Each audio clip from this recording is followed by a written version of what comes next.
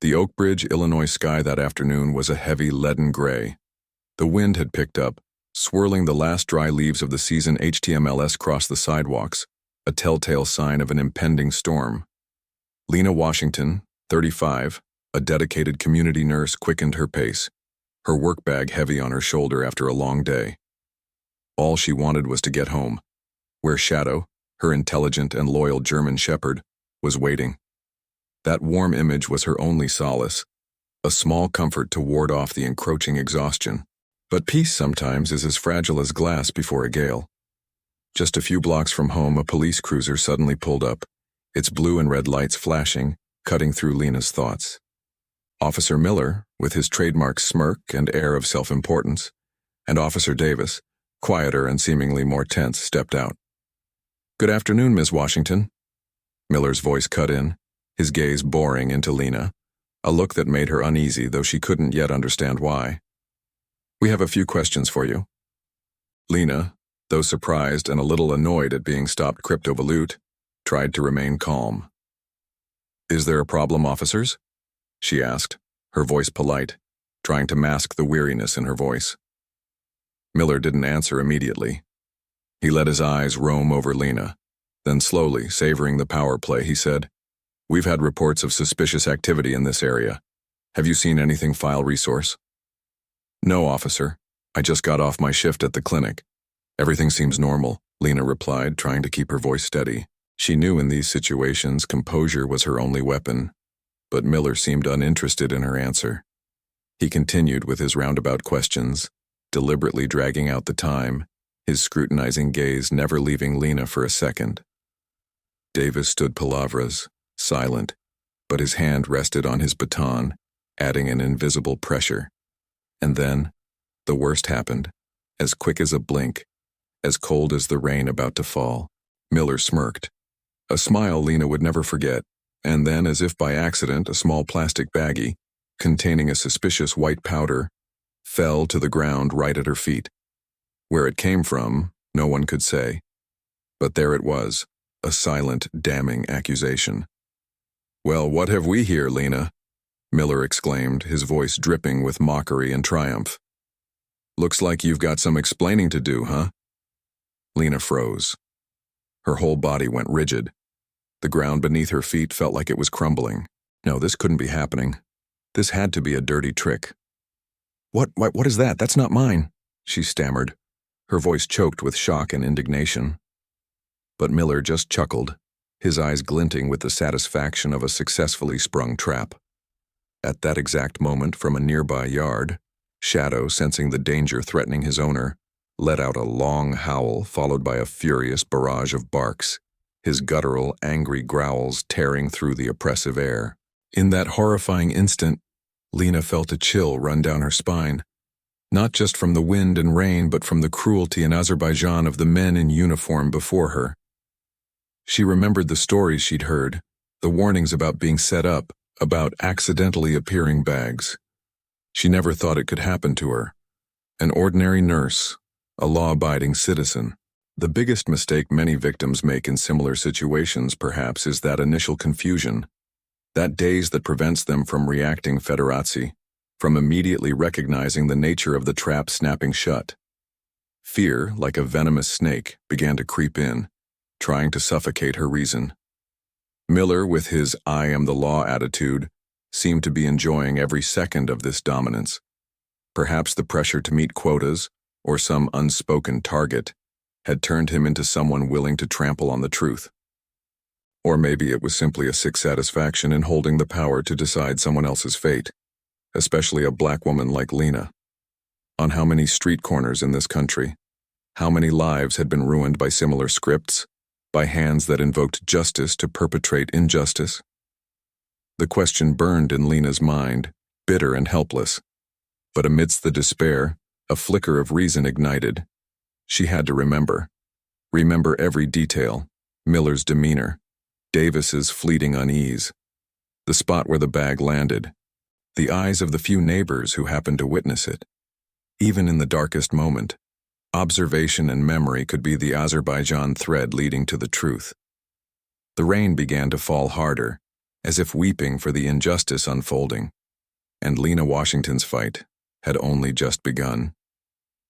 The cold metal of handcuffs bit into Lena's wrists, a stark contrast to the drenching, surprisingly warm rain that now plastered her hair to her face. "This is a mistake. I haven't done anything wrong," she cried out, her voice a desperate plea against the drumming of the downpour and the officer's stony indifference. Shadow, her loyal German shepherd, erupted in a frenzy of barks and lunges, straining against an unseen tether in his own yard, his protective instincts on full display. His deep, guttural growls were a primal protest, a canine denouncement of the injustice unfolding before his eyes. "Shadow, no. It's okay, boy." Lena tried to soothe him, her heart aching at his distress, but her words were lost in the cacophony.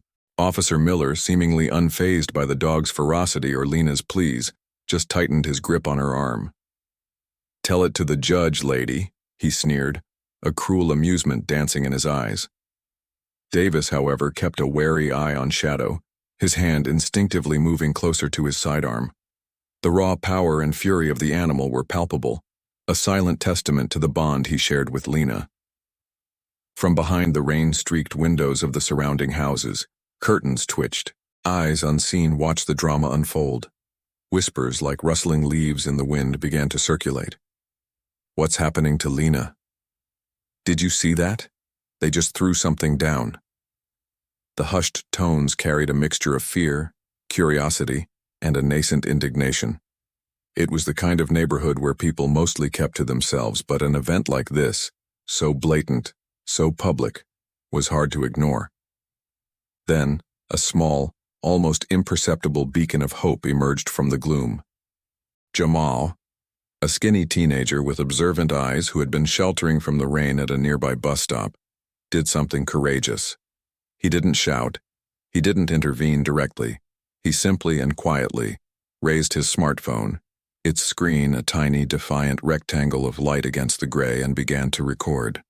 Every move, every word, every sneer from Miller, every desperate denial from Lena was being captured. He knew, with a certainty that belied his years, that what he was seeing was wrong, deeply wrong.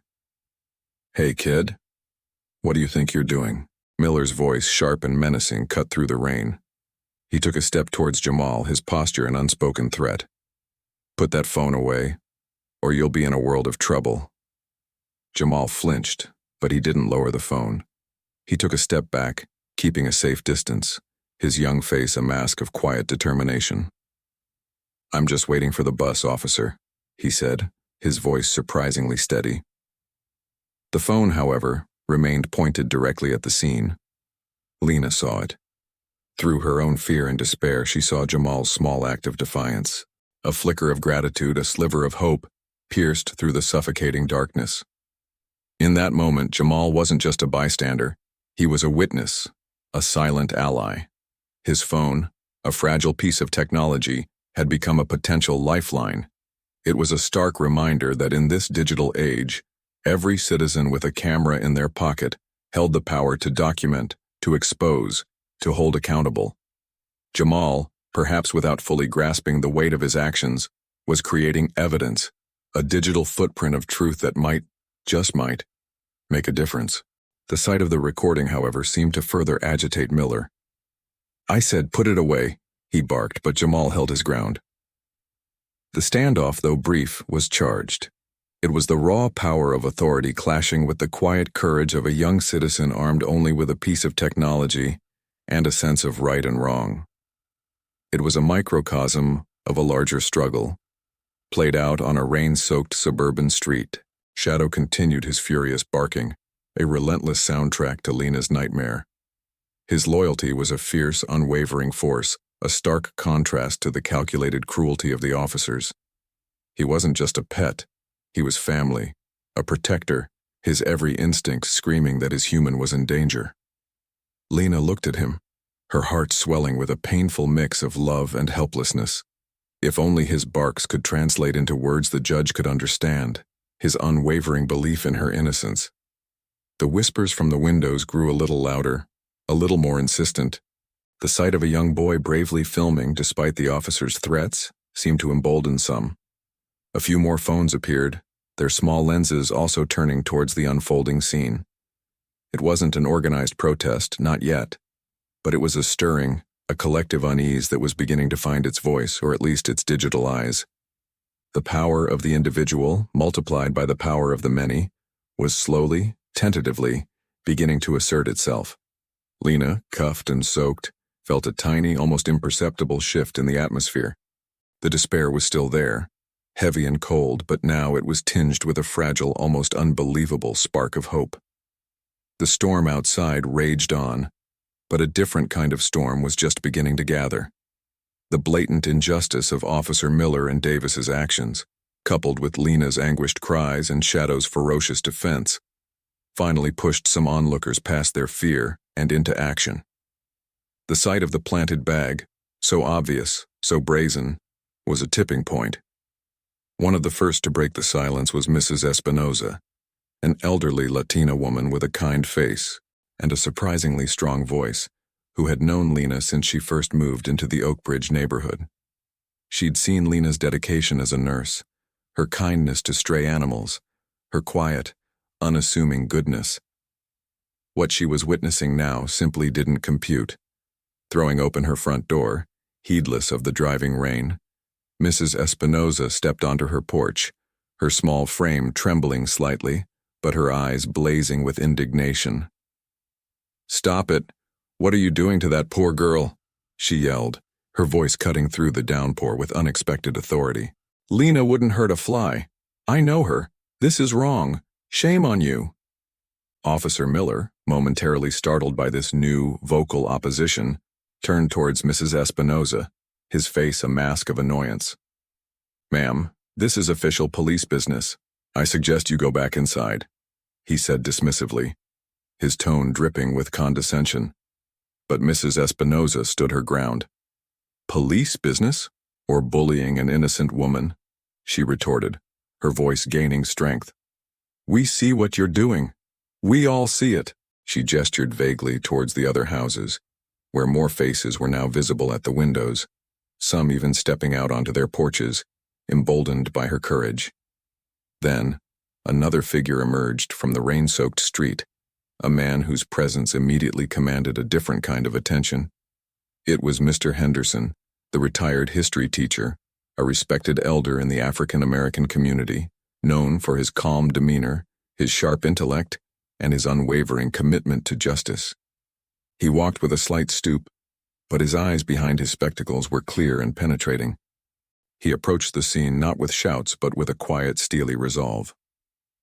"Officer Miller, Officer Davis," Mr. Henderson began, his voice calm but carrying an undeniable weight of authority that even Miller couldn't entirely ignore. "Could you please explain the probable cause for Ms. Washington's arrest? Do you have a warrant for this search? Or is this perhaps an on-the-spot discovery you're attempting to justify?" His words, precise and articulate, were a clear challenge to their actions. He wasn't just an emotional bystander. He was a citizen who knew his rights and theirs. Miller, visibly flustered by Mr. Henderson's pointed questions and the growing crowd of onlookers, tried to regain control. "Sir, with all due respect, this is an active investigation. We found illicit substances in Ms. Washington's possession," he blustered, gesturing towards the planted bag, which now looked even more pathetic and out of place on the wet pavement. "Possession, officer?" Mr. Henderson raised an eyebrow, his gaze unwavering. "Or placement? There's a significant difference, wouldn't you agree? I and several other neighbors have been observing this interaction, and what we observed raises serious questions about standard police procedure, questions that I assure you will be asked." The shift in atmosphere was palpable.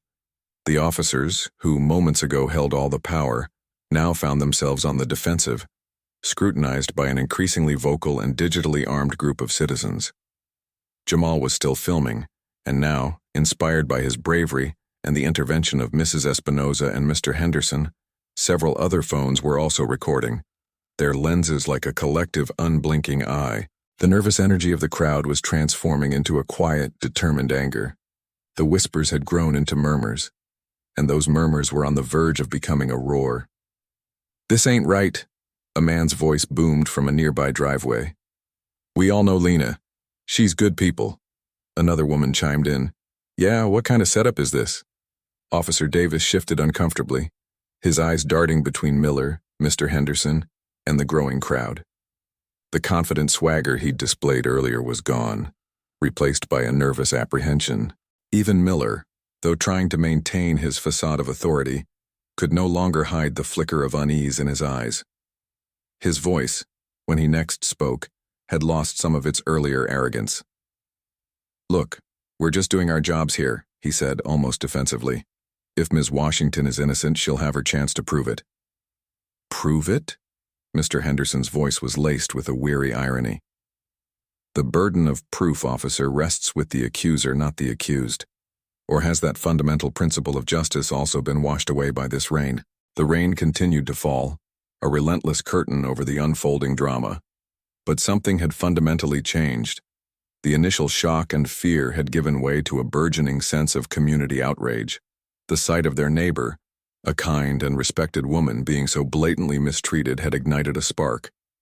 Lena, still cuffed, still soaked, felt a surge of warmth despite the cold. She was no longer alone in her nightmare. The drops of water that had felt like tears of despair now seemed to mingle with a rising tide of support. The barks of shadow, though still fierce, now sounded less like a lone cry in the wilderness and more like a rallying call, a call that his human neighbors were finally beginning to answer. The immediate, vocal support from her neighbors, especially Mr. Henderson and Mrs. Espinoza, was enough to make Officer Miller and Davis reconsider their next move.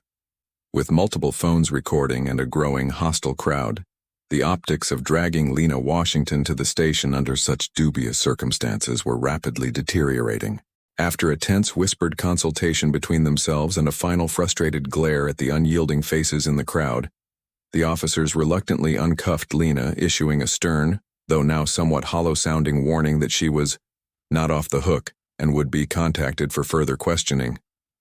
They then retreated to their cruiser, the flashing lights casting an almost apologetic glow as they drove away, leaving behind a neighborhood simmering with a potent mix of relief and simmering anger. Shaken but resolute, Lena was immediately surrounded by her neighbors, offering words of comfort, blankets, and hot tea. Mr. Henderson, ever the pragmatist, gently guided her indoors, away from the lingering chill of the rain and the prying eyes. "Lena," he said, his voice kind but firm, "this isn't over. They'll try to find a way to make this stick, to save face. You need a lawyer, a good one." And so began the next phase of Lena's ordeal, the search for justice within a system that, for many, felt inherently unjust. Mr. Henderson, using his network of community contacts, helped Lena secure bail. A formality, as no charges had yet been officially filed, but a necessary precaution. He then made a call to Marcus Thorne. Marcus Thorne was a young, sharp-witted attorney whose small, unassuming office was tucked away in a less glamorous part of downtown Oakbridge. He wasn't part of a big, powerful firm, but he had quickly built a reputation as a tenacious fighter for the underdog, a lawyer who wasn't afraid to take on difficult cases, especially those involving civil rights and police misconduct. He was known for his meticulous preparation and his passionate courtroom presence. Lena, accompanied by Mr. Henderson and with Shadow quietly by her side, a furry, four-legged embodiment of unwavering support, sat across from Marcus in his cluttered but welcoming office. The smell of old books and fresh coffee filled the air. She recounted the events of that dreadful afternoon, her voice trembling at times, but her resolve hardening with each word. Jamal had, true to his word, shared his video footage with Mr. Henderson, who had in turn passed it, along with several other clips from neighbors, to Marcus. Marcus listened intently, his brow furrowed in concentration, occasionally jotting down notes. He watched the videos frame by frame, his expression growing more serious with each passing moment. He saw the blatant setup, Officer Miller's smug demeanor, Davis's complicity, Lena's desperate pleas, and the crucial damning footage of Miller seemingly producing the bag from an unseen location before it appeared at Lena's feet. When Lena had finished, a heavy silence hung in the room, broken only by Shadow's soft sigh as he rested his head on Lena's knee. Marcus leaned back in his chair, his gaze thoughtful. "Lena," he began, his voice calm but infused with a quiet intensity. "What happened to you was an outrage. It's a clear case of evidence planting, abuse of power, and frankly, it stinks of racial profiling." He didn't sugarcoat the challenges ahead. "This won't be easy," he continued, his eyes meeting hers directly. "We'll be going up against the Oakbridge Police Department. They have resources, they have a system designed to protect their own, and they will fight tooth and nail to discredit you. There's an institutional bias, a blue wall of silence that is incredibly difficult to penetrate." He paused, letting the weight of his words sink in. "But," he added, a flicker of determination in his eyes, "we also have significant strengths. We have multiple video recordings, which are incredibly powerful. We have credible eyewitnesses from your community. And most importantly, Lena, we have the truth on our side. What they did was sloppy, arrogant, and caught on camera." Marcus then outlined his initial strategy, a preemptive civil rights lawsuit against the officers in the department, alongside a robust defense should any criminal charges be filed against Lena. He spoke of depositions, discovery, expert witnesses, and the long, arduous process of litigation. He warned her that it would be emotionally draining, that her character would likely be attacked, that the wheels of justice often turn frustratingly slow. Many victims, he explained, often give up, worn down by the system, lacking the financial resources or the emotional stamina to see it through. But as Lena listened, something shifted within her. The initial terror and despair were still there, lurking in the shadows, but they were now being overlaid by a burgeoning sense of fight. She looked at Mr. Henderson, whose quiet strength was a constant reassurance. She felt Shadow's warm presence beside her, a reminder of unconditional love and loyalty. And she looked at Marcus Thorne, a young lawyer with a fire in his belly, who believed in her, who was willing to take on this Goliath. "I understand, Mr. Thorne," Lena said, her voice clearer now, stronger. "I know it will be hard, but I can't let them get away with this, not just for me, but for everyone else they might target. I'm ready to fight." Marcus nodded, a small, encouraging smile playing on his lips. "Good," he said, "because that's exactly what we're going to do. This isn't just about clearing your name, Lena. This is about sending a message. This is about accountability. This is about making sure what happened to you doesn't happen to anyone else in Oakbridge." The battle lines were drawn. The search for justice, though fraught with peril, had found its champion. The sterile, imposing atmosphere of the Oakbridge County Courthouse did little to calm Lena's nerves. This was the first preliminary hearing, a procedural step. But for Lena, it felt like stepping into the arena. Marcus Thorne, by her side, exuded a quiet confidence that was somewhat contagious. Mr. Henderson and a small supportive contingent from the Oakbridge Citizen Action Group, a fledgling organization born from the ashes of Lena A.'s ordeal, filled a few rows in the gallery, their presence a silent bolster. Shadow, of course, wasn't allowed in the courtroom, but knowing he was waiting safely with Mrs. Espinoza provided a small measure of comfort. The city's attorney, a stern-faced woman named Ms. Albright, represented the Oakbridge Police Department. Her opening remarks were predictable, painting Lena as uncooperative and the officer's actions as standard procedure in a high-crime area, a subtle but clear attempt to play on stereotypes. She downplayed the video evidence, suggesting it was taken out of context and failed to capture the full picture. Then it was Marcus Thorne's turn. He rose, his demeanor respectful but firm. "Your Honor," he began, his voice clear and resonant, "what we have here is not a case of standard procedure, but a blatant and egregious abuse of power, captured for all to see. The full picture, as opposing counsel suggests, is indeed damning. Damning for her clients." The centerpiece of Marcus's presentation was, as expected, the video evidence. He started with Jamal's footage, the raw, shaky recording that had first ignited the community's outrage. On the large courtroom monitor, the scene replayed. Miller's smug pronouncements, Davis's nervous compliance, Lena's desperate pleas, and the accidental appearance of the small bag at her feet. Gasps, though quickly suppressed, rippled through the gallery. Marcus then methodically presented the other videos, each from a slightly different angle, each corroborating Jamal's account, each adding another layer to the undeniable truth. He highlighted Miller's aggressive posture, the way he seemed to be deliberately trying to provoke Lena. He pointed out Davis's furtive glances as if looking for unseen accomplices or perhaps for an escape route from his own conscience. The cross-examination of Officer Miller was a masterclass in controlled aggression.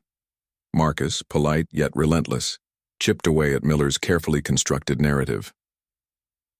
"Officer Miller," Marcus began, "in your report, you state you had reasonable suspicion to stop Ms. Washington.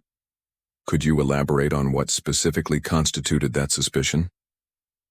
Miller, looking uncomfortable under the courtroom lights and Marcus's steady gaze, stammered, "Well, there had been reports of activity in the area." "Reports of what kind of activity, officer?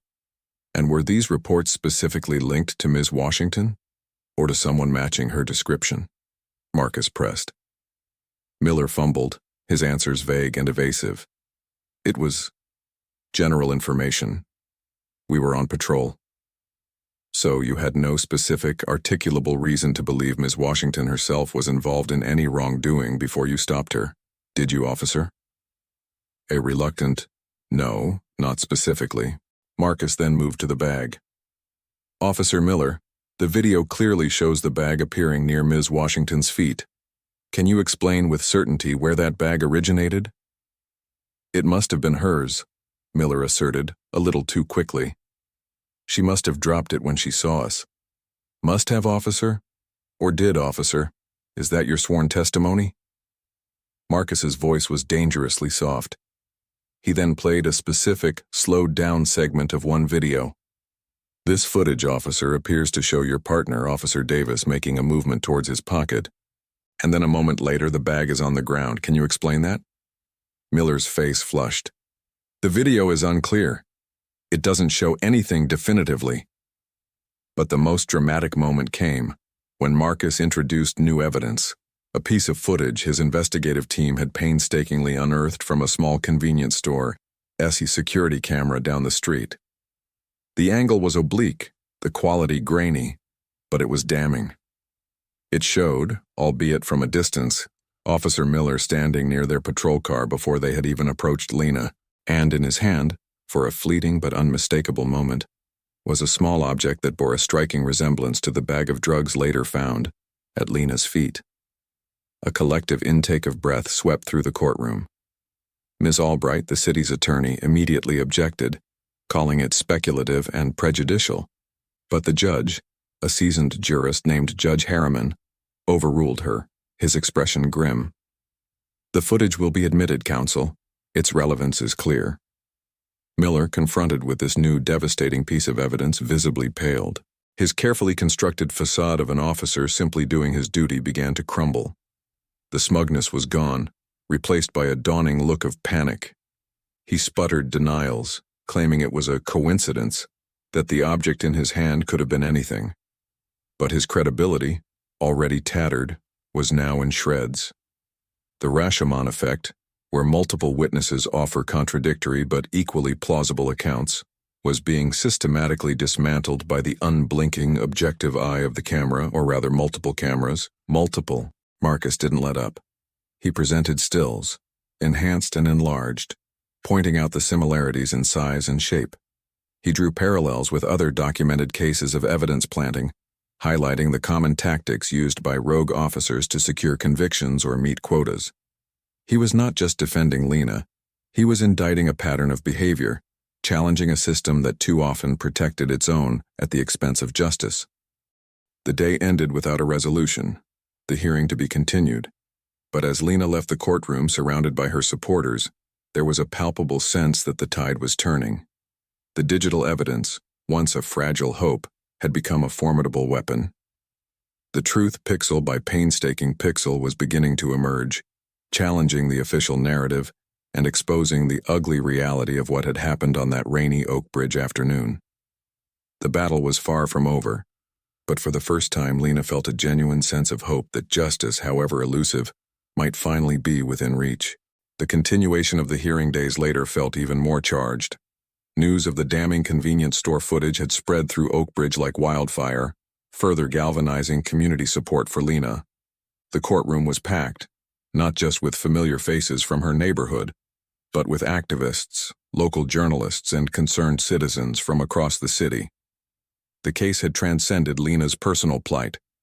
It had become a focal point for the broader issues of police accountability and racial justice. Marcus Thorne, calm and methodical, resumed his offensive. He called Mr. Henderson to the stand. The retired history teacher, dressed impeccably, spoke with quiet dignity and unwavering conviction. He recounted what he had witnessed that afternoon, his testimony painting a clear picture of officers acting with undue aggression and a clear intent to incriminate Lena. He spoke of Lena's character, her years of service as a community nurse, her kindness, her integrity. The Lena Washington I know, Mr. Henderson concluded, his voice resonating with sincerity, is incapable of the actions she is accused of. What I saw that day was not justice. It was a perversion of it. Ms. Albright, the city's attorney, tried to discredit Mr. Henderson, suggesting his memory was faulty due to his age, or that his community ties made him biased. But Mr. Henderson remained unshakable, his answers precise, his demeanor unflappable. He was a pillar of credibility. Next came Mrs. Espinoza, her initial nervousness giving way to a fierce protectiveness as she recounted Officer Miller's dismissive attitude and the fear she felt for Lena. Jamal, the teenager whose quick thinking had provided the initial crucial footage, also testified. Though clearly intimidated by the formal courtroom setting, he recounted his experience with a straightforward honesty that was deeply compelling. He simply told what he saw and what he recorded. But the most electrifying moment of the day, the one that would send shockwaves through the Oak Bridge Police Department and the city itself, came with the calling of an unexpected witness, Officer Ramirez. A young, relatively new officer, Ramirez had been present at the scene of Lena's arrest, a silent observer in the background, not directly involved in the planting of the evidence but a witness nonetheless. His name had surfaced during Marcus's team's investigation, a whisper of dissent within the ranks. As Officer Ramirez took the stand, a hush fell over the courtroom. He was visibly tense, his knuckles white as he gripped the railing of the witness box. He avoided eye contact with Miller and Davis, who sat stone-faced at the defense table. This was a man breaking the infamous blue wall of silence, a decision that could very well end his career, or worse. Marcus approached him gently. "Officer Ramirez," he began, "you were present during the arrest of Ms. Lena Washington, correct?" "Yes, sir," Ramirez replied, his voice barely above a whisper. "Can you tell the court what you observed that day, specifically regarding the conduct of Officer Miller and Officer Davis?" Ramirez took a deep breath. His eyes flickered towards Lena, a fleeting look of something akin to apology, then settled on Judge Harriman. "What I saw, it wasn't right," he began, his voice gaining a little strength. After Ms. Washington was initially detained and the bag was found, I overheard Officer Miller in the patrol car. He was laughing. He said something like, "That'll teach her to smartmouth a cop." He seemed proud of what had happened. A collective gasp went through the courtroom. Miller shot a venomous glare at Ramirez, his face contorted with rage. Davis simply stared straight ahead, his expression unreadable. Marcus pressed on. "Officer Ramirez, did you at any point see Ms. Washington drop that bag or behave in a way that would suggest it belonged to her?" "No, sir," Ramirez said firmly. "She seemed completely shocked, and the way it appeared, it didn't look right. It felt staged." "Staged?" Marcus echoed. "Can you elaborate?" Ramirez hesitated, then continued. "There's a pressure sometimes to make arrests to look tough, and some officers, they bend the rules or break them. What happened to Ms. Washington?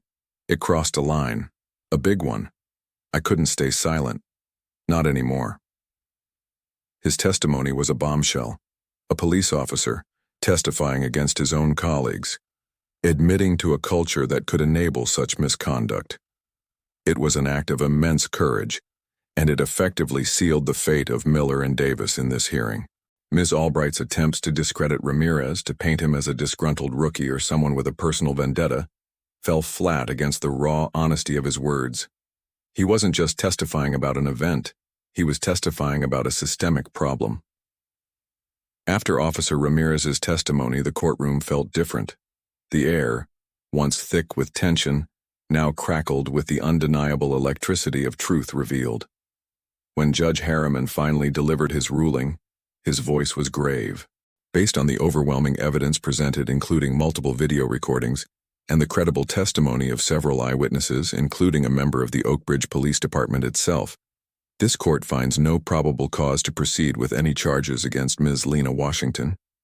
In fact, this court finds the actions of Officer Miller and Officer Davis deeply troubling and orders an immediate internal affairs investigation into their conduct, with a recommendation that the District Attorney A.S. office consider criminal charges against them for evidence tampering and official misconduct. The courtroom erupted. Cheers, applause, tears of relief. Lena threw her arms around Marcus Thorne, then hugged Mr. Henderson and Mrs. Espinoza. Jamal, beaming, gave a thumbs up. It wasn't just Lena's victory. It was a victory for the entire community of Oakbridge, a testament to what could be achieved when ordinary people, armed with truth and courage, stood up against injustice. The fight was far from over, but a significant battle had been won. The thin blue line had for a moment been pierced by the unassailable light of conscience. The echoes of Judge Harriman's ruling reverberated far beyond the solemn walls of the Oakbridge County Courthouse.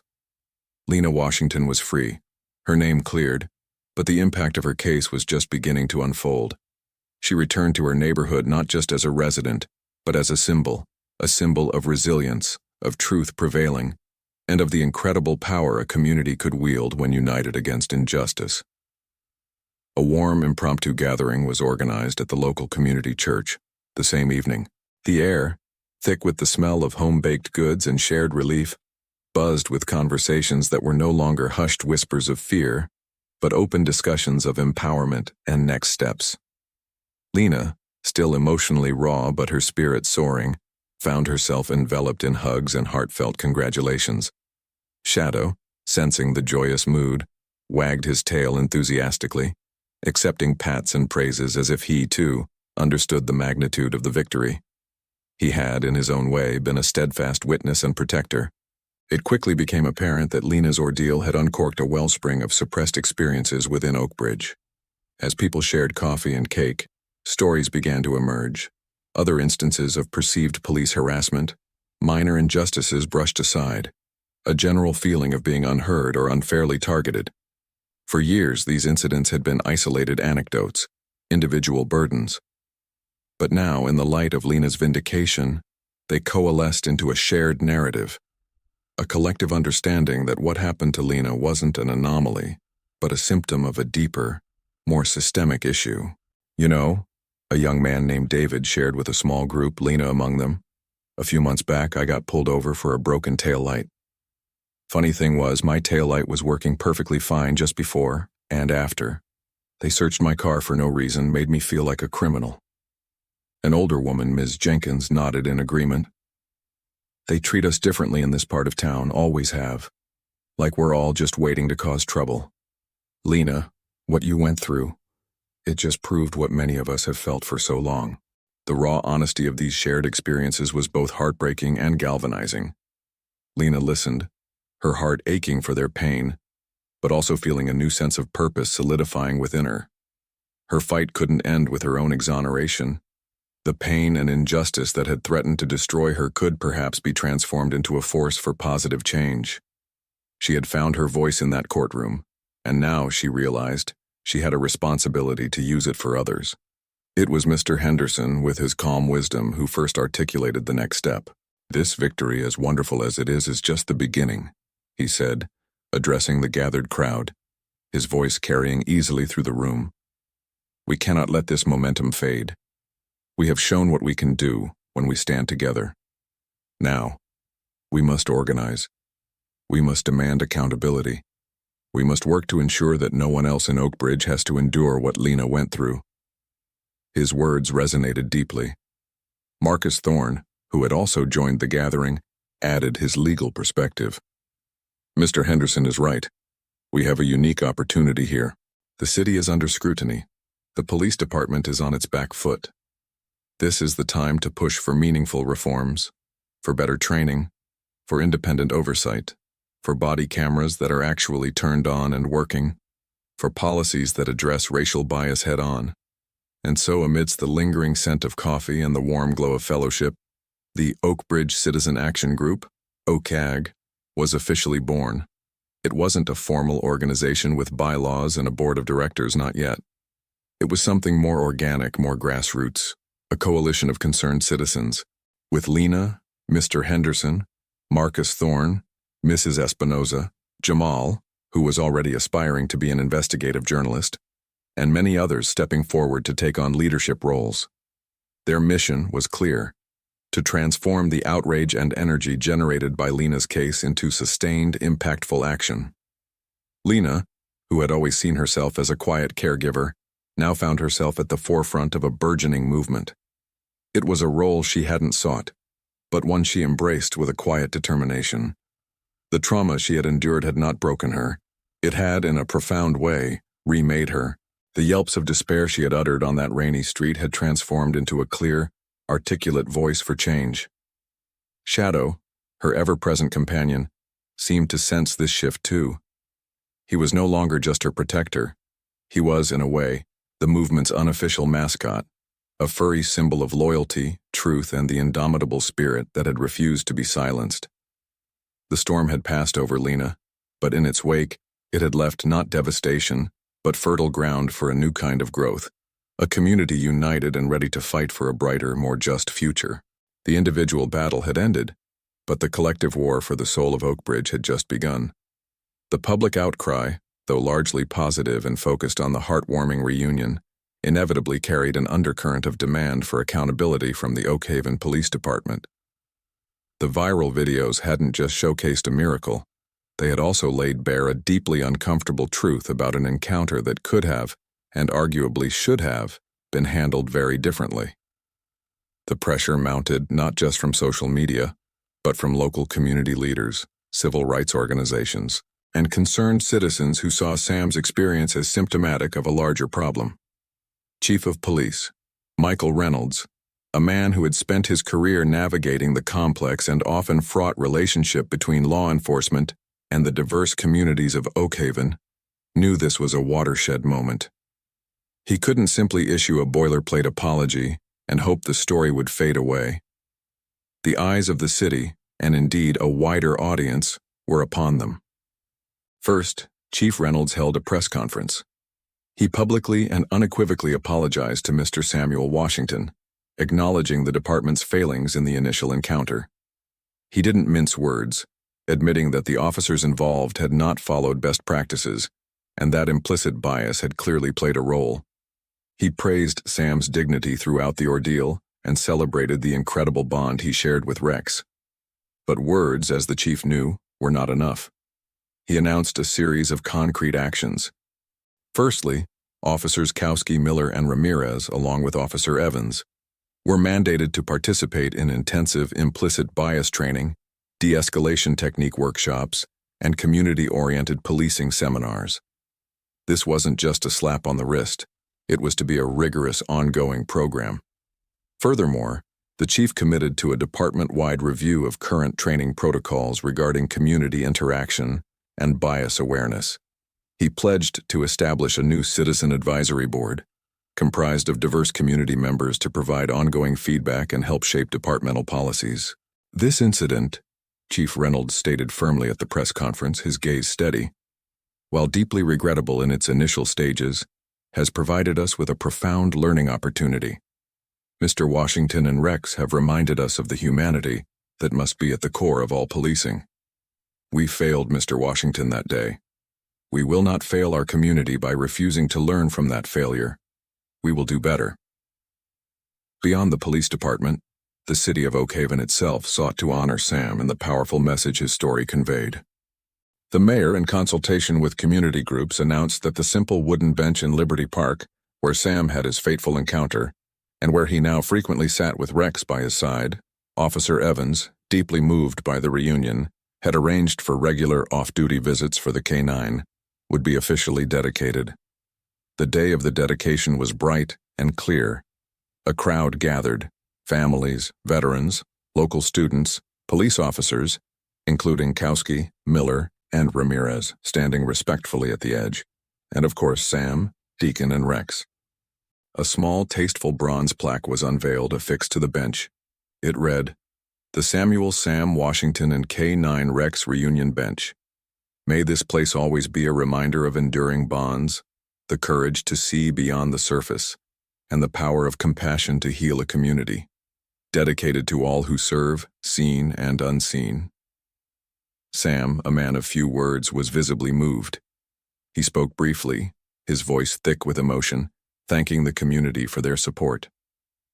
"I never asked for any of this attention," he said, his hand resting on Rex's head. "I just wanted a quiet place to sit, but if Rex's story can help even one person feel seen, feel understood, then maybe it was all for a reason." From being an unseen man, Sam had become a beloved local figure, a quiet symbol of resilience, dignity, and the unexpected ways healing can occur. He still came to Liberty Park every day, but he was no longer invisible. People stopped to chat, to share a moment of peace, to pet Rex. The park, and specifically that bench, became a focal point for reflection, a tangible symbol of Oakhaven's commitment, however nascent, to change. It was a testament to the idea that an apology, while crucial, is only the beginning. True change requires sustained action, a willingness to dismantle old ways of thinking, and a commitment to building new structures based on empathy and respect. The seeds had been sown in Oakhaven, not just for individual redemption, but for a broader systemic shift. The journey would be long, but the first, crucial steps were being taken, all because of an old soldier, his dog, and a community that was finally ready to listen. The dedication of the bench in Liberty Park wasn't an endpoint.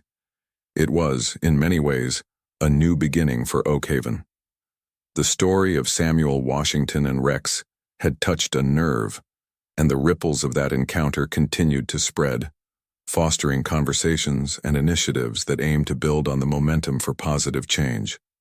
The Citizen Advisory Board, championed by Chief Reynolds, became a reality. It wasn't just a token gesture. It was a dynamic group, with Sam himself reluctantly but dutifully agreeing to serve, alongside community activists, educators, local business owners, and faith leaders. Their meetings were often challenging, filled with frank discussions and sometimes uncomfortable truths, but they were also productive. They reviewed police training materials, offered input on new community outreach programs, and served as a vital bridge between the police department and the diverse neighborhoods of Oakhaven. Officers Kowski, Miller, and Ramirez, along with Evans, completed their mandated training. For some, it was a box-ticking exercise. For others, particularly Officer Evans, who had been so deeply affected by witnessing the reunion, and even for Ramirez, who had felt the weight of his initial misjudgment, the training sparked a genuine shift in perspective. They began to see their roles not just as enforcers of the law, but as guardians of the community, requiring a different kind of strength, the strength of empathy, of understanding, of de-escalation. Officer Evans even started a small informal initiative within the department, encouraging his colleagues to spend more non-enforcement time in the neighborhoods they patrolled, just talking to people, building relationships. Sam, though he shied away from the hero label, found himself an unlikely but effective advocate. His quiet dignity, his unwavering love for Rex, and his simple honesty resonated with people from all walks of life. He didn't give fiery speeches, but when he spoke, often at small community gatherings or to student groups, people listened. He spoke about his experiences in the war, not to glorify conflict, but to talk about the invisible wounds that so many carry. He spoke about the importance of seeing the humanity in everyone, even those who seemed different or distant. And he always spoke about Rex and the incredible healing power of an animal's unconditional love. Deacon, true to his word, continued to be a steadfast friend and supporter. He helped Sam navigate the occasional media requests that still trickled in, always ensuring Sam's comfort and privacy were prioritized. He also became an active member of the Citizen Advisory Board, his sharp legal mind and compassionate heart proving invaluable. Rex, of course, remained Rex, loyal, loving, and a constant source of joy not just for Sam, but for everyone who encountered him. His off-duty visits with Officer Evans became a regular and much-loved fixture in Liberty Park. Children would gather to gently pet him, their parents smiling at the sight of the big, powerful canine, now a gentle ambassador of goodwill. The dog that had once been a symbol of a painful misunderstanding had become a symbol of reconciliation and hope. Liberty Park, and specifically Sam and Rex's bench, became a kind of community touchstone. It was a place where people came to reflect, to find a moment of peace, to remember the importance of connection. It hosted small, informal gatherings, a book club, a veterans support group, a children's story hour. It was a testament to how a single, seemingly small space could become imbued with profound meaning. The changes in Oakhaven weren't dramatic or instantaneous. There were still challenges, setbacks, and moments of frustration. Deep-seated biases don't disappear overnight. Systemic issues require sustained effort to dismantle. But there was a palpable sense that something fundamental had shifted. A dialogue had begun. A willingness to listen, to learn, and to grow had taken root. Years passed. Sam Washington grew older, his steps a little slower, but his spirit remained undimmed. Rex, his muzzle now tinged with gray, remained faithfully by his side. The city of Oakhaven continued its journey imperfectly but persistently towards becoming a more just and compassionate community. The story of the old soldier and his dog became a kind of local legend, a reminder passed down of a time when a simple act of misunderstanding and the subsequent acts of courage and compassion had helped to change a city for the better. And so, the legacy of that one encounter in Liberty Park lived on, not in grand monuments or sweeping declarations, but in the small everyday interactions, in the changed perspectives, in the ongoing work of building bridges. It was a legacy of hope, a testament to the enduring power of the human-animal bond, and a quiet reminder that even in the most divided of times, the path to healing often begins with simply truly seeing the person or the creature right in front of you. Thank you for joining us on this journey through Oakhaven, for witnessing the profound connection between Samuel Washington and Rex, and for reflecting on the powerful ripple effects of one encounter. Stories like these remind us of the importance of empathy, understanding, and the courage to foster change. If this story resonated with you, if it sparked a thought or touched your heart, please consider liking this video, sharing it with others who might find inspiration in Sam and Rex's tale, and subscribing to our channel for more stories that explore the depths of human and animal connection and the quiet power of everyday courage. Your support helps us continue to bring these important narratives to light. Until next time, take care and keep an open heart.